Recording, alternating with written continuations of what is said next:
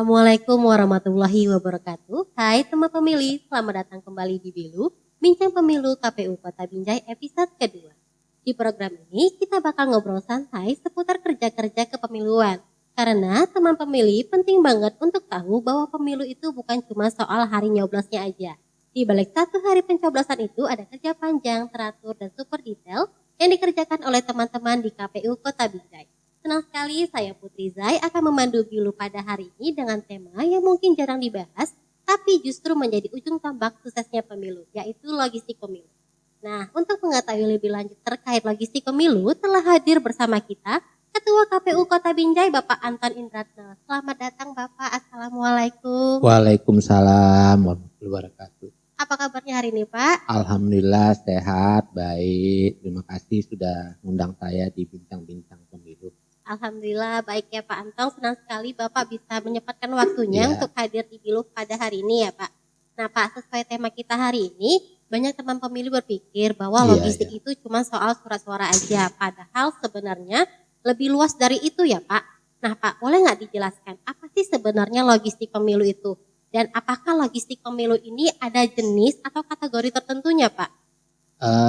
Kalau selama ini masyarakat itu hanya tahu logistik itu cuma surat suara aja ya. Iya, benar. Padahal logistik itu banyak jenisnya. Jadi logistik itu ada surat suara, ada bilik suara, ada kotak suara, ada tinta, ada formulir dan sebagainya. Jadi logistik itu satu perlengkapan pendukung yang memang dibutuhkan untuk pelaksanaan pemungutan suara dan penghitungan suara.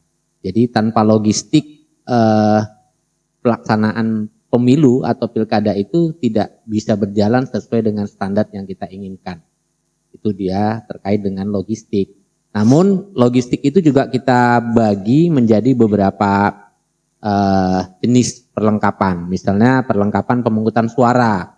Itu ada kotak suara, ada surat suara, ada bilik suara, ada tinta, dan alat untuk mencoblos. Kemudian ada perlengkapan pendukung, yaitu sampul kertas, tanda pengenal KPPS, tanda pengenal petugas keamanan, tegel, karet, lem, kantong plastik, ballpoint, gembok, spidol, dan stiker nomor kotak suara. Kemudian ada juga perlengkapan administrasi, apa itu? Formulir-formulir seperti berita acara dan sertifikat, serta salinan daftar pemilih.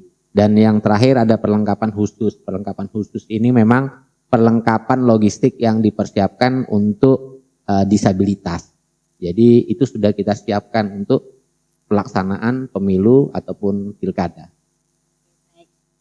Ternyata jauh lebih kompleks ya Pak untuk logistik pemilu ini. Menarik sekali ya teman pemilih, ternyata logistik pemilu itu bukan cuma soal surat suara aja. Bahkan logistik pemilu juga memiliki beberapa jenis. Lalu Pak, dengan logistik yang begitu banyak, bagaimana sih Pak dari penyelenggara pemilu ini yaitu KPU dalam mengelola logistik pemilu itu sendiri Pak? Dalam pengelolaan logistik pemilu ini tahapan yang kita lakukan itu cukup panjang. Yaitu dari mulai yang pertama perencanaan kebutuhan. Kita harus rencanakan dulu, menghitung jumlah pemilih atau DPT. Kemudian kita tentukan jumlah TPS. Kemudian kebutuhan logistik per TPS. Jadi ini harus kita rencanakan dan kita persiapkan benar-benar. Jangan sampai logistik itu nanti kekurangan di dalam pelaksanaan pemilu ataupun pilkada. Jadi jumlah pemilih itu yang ada di DPT benar-benar kita siapkan berapa jumlahnya, kemudian berapa TPS. Jadi itu yang harus kita siapkan di langkah yang pertama. Langkah yang kedua itu pengadaan. Setelah kita dapatkan DPT, kemudian jumlah TPS, lalu kita lakukan pengadaan. Pengadaan ini bersifatnya dalam aturan pengadaan barang dan jasa. Jadi kita pesan. Kalau kemarin di pilkada itu logistik kita pesan dari Cikarang.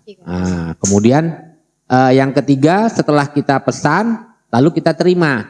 Setelah siap nanti akan kita terima, yaitu dengan melakukan penerimaan dan pengecekan.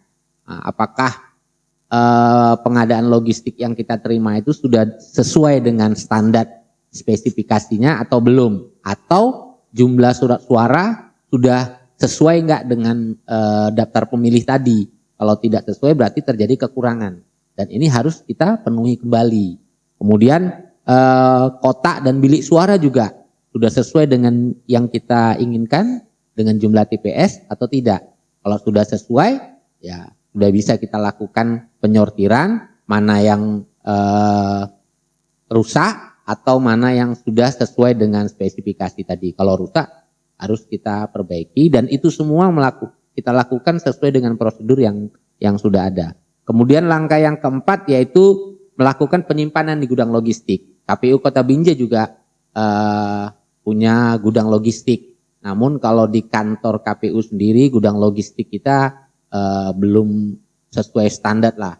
Tapi KPU Kota Binjai melakukan penyimpanan itu di gudang logistik di luar dari kantor KPU yang diawasi oleh pengawasan yang cukup ketat. Kemudian langkah berikutnya itu melakukan pendistribusian secara berjenjang.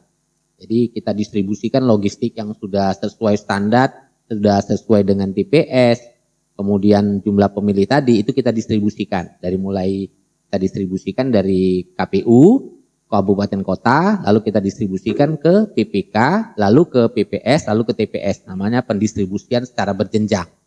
Kemudian yang keenam, setelah kita distribusikan, sudah dilakukan kegiatan pemilu atau pilkada, langkah yang 6 itu pengembalian setelah pemungutan suara. Jadi setelah terjadi pemungutan suara, semua prosesnya sudah berjalan, maka logistik yang diterima tadi itu akan dikembalikan lagi ke KPU sesuai dengan distribusi berjenjang tadi. Dari TPS kembali ke PPS, dari PPS ke PPK, dari PPK ke KPU kota.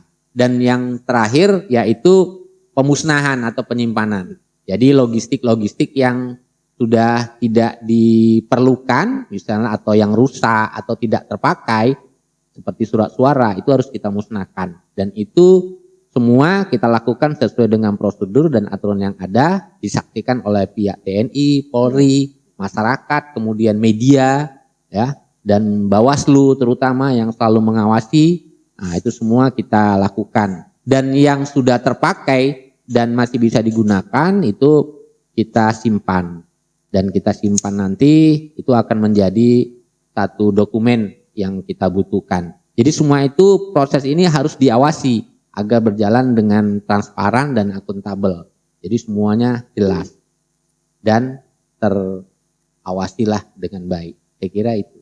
Gitu ya Pak. Jadi, Pak, berbicara soal proses yang harus diawasi yang seperti Bapak sebutkan, boleh nggak Pak dijelaskan kepada teman pemilih bagaimana pengawasan serta apa yang dilakukan agar pengelolaan logistik ini tetap aman dan terbuka Pak? Kalau pengawasan itu logistik ini kita lakukan pengawasan secara berlapis, yaitu ada pengawasan dari internal KPU, dari kita sendiri juga, ya kita lakukan pengawasan, kemudian pengawasan yang dilakukan oleh eksternal seperti Bawaslu, kemudian dipantau juga oleh pihak kepolisian, kemudian TNI, media dan bahkan masyarakat. Jadi pengawasan ini kita sifatnya itu lebih transparan kepada semua elemen agar sama-sama kita mengawasi terkait dengan logistik ini. Jadi mulai dari pengadaan, pendistribusian hingga pengembalian semua harus tercatat dan dapat dipertanggungjawabkan. Logistik itu perlu atau suatu hal yang sangat sensitif di dalam pelaksanaan pemilu. Jadi perlu adanya transparansi terkait dengan hal ini. Baik, Pak. Menarik sekali ya teman pemilih. Jadi memang pengawasan logistik ini dilakukan secara berlapis dari internal KPU, Bawaslu hingga pemantauan dari pihak kepolisian, media bahkan masyarakat pun ikut andil dalam pengawasan logistik ini. Nah Pak, selain pengawasan dalam pengelolaan logistik sebanyak itu tentu tidak mudah ya Pak. Iya. Boleh nggak Pak sharing ke teman-teman pemilih tentang tantangan apa saja yang dihadapi khususnya di KPU Kota Binjai pada pemilu ataupun pemilihan tahun 2024 kemarin Pak? Oke, baik. Ada beberapa tantangan yang KPU Kota Binjai hadapi di dalam pelaksanaan pemilu dan pilkada kemarin. Itu yang pertama masalah distribusi logistik itu karena cuaca di Kota Binjai pada pelaksanaan pemilu dan pilkada itu tidak menentu. Jadi kita harus perhatikan pendistribusian logistik tersebut sehingga apa yang kita inginkan dalam pendistribusian logistik itu bisa tepat sasaran sampai ke tempat yang memang kita inginkan, dan itu juga harus sesuai dengan waktu yang kita inginkan. Jadi harus kita perhatikan cuaca dan waktunya, jangan pula sampai nanti logistik itu basah, kena hujan atau rusak sehingga tidak bisa kita gunakan dalam pelaksanaan pemilu. Jadi yang pertama itu kendalanya masalah pendistribusian. Kemudian yang kedua yaitu dengan jumlah logistik yang sangat banyak. Jadi KPU Kota Binjai ini berusaha benar-benar mengecek dan mengawasi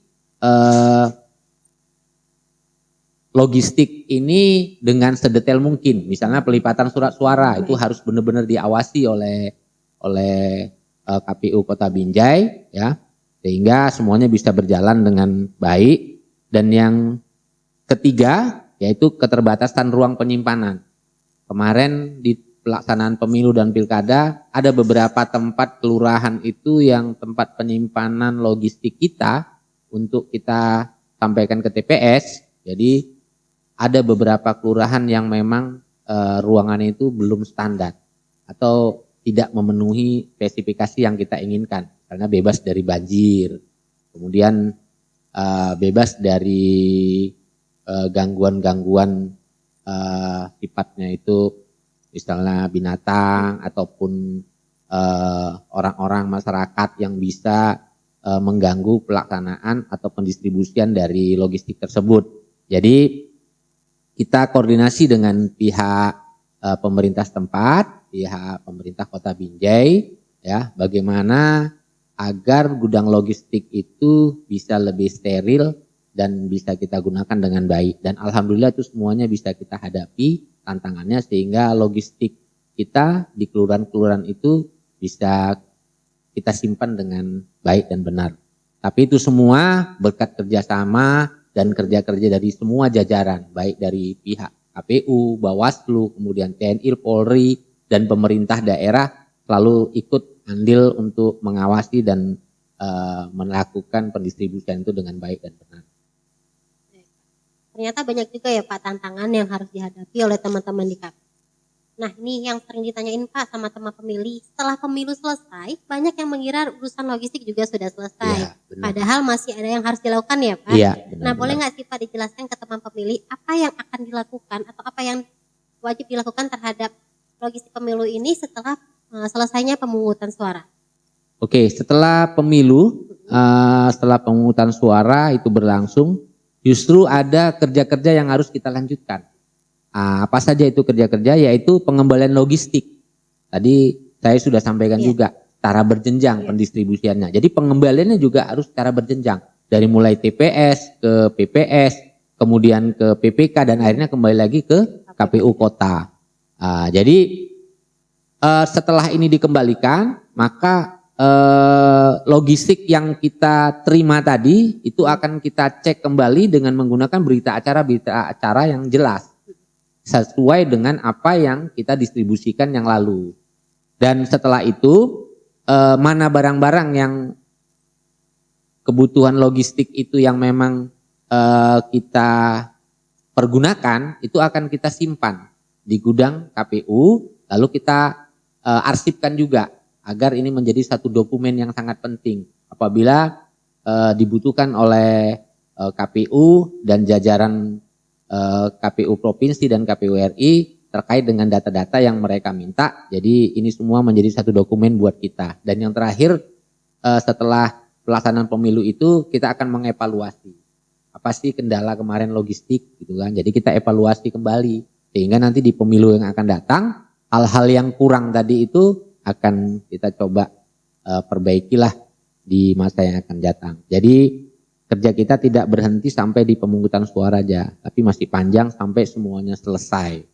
Nah, saya kira itu. Baik, wah teman pemilih ternyata seru banget ya obrolan kita hari ini. Ternyata pengerjaan penyelenggara pemilu itu panjang sekali, dimulai dari persiapan, distribusi, pengawasan, sampai pengembalian logistik setelah pemilu selesai. Terima kasih banyak kepada Bapak Anton Indratno, Ketua Sama-sama. KPU Kota Binjai, atas penjelasan lengkap dan informatifnya. Semoga teman pemilih semakin paham bagaimana kerja-kerja besar di balik suksesnya pemilu. Buat teman pemilih yang ingin terus mengikuti informasi seputar kepemiluan, jangan lupa untuk like, share, dan komen. Dan pastinya ikuti terus Bincang Pemilu di kanal resmi KPU Kota Binjai. Saya Putri Zai, pamit undur diri. Wassalamualaikum warahmatullahi wabarakatuh. Sampai jumpa di episode berikutnya. Salam KPU Melayani.